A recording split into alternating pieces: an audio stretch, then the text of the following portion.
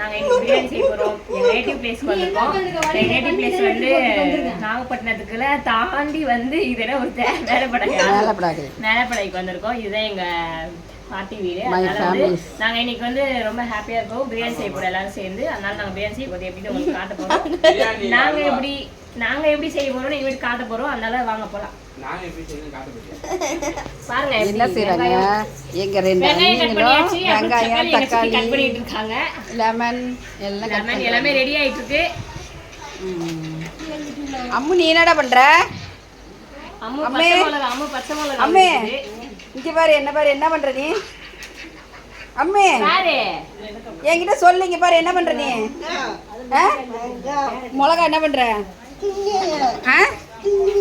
இல்ல கூடாது, கவர்ல போட்டு வைக்கிற. தலையை ஒழுங்கா ஒதுக்கி விடு.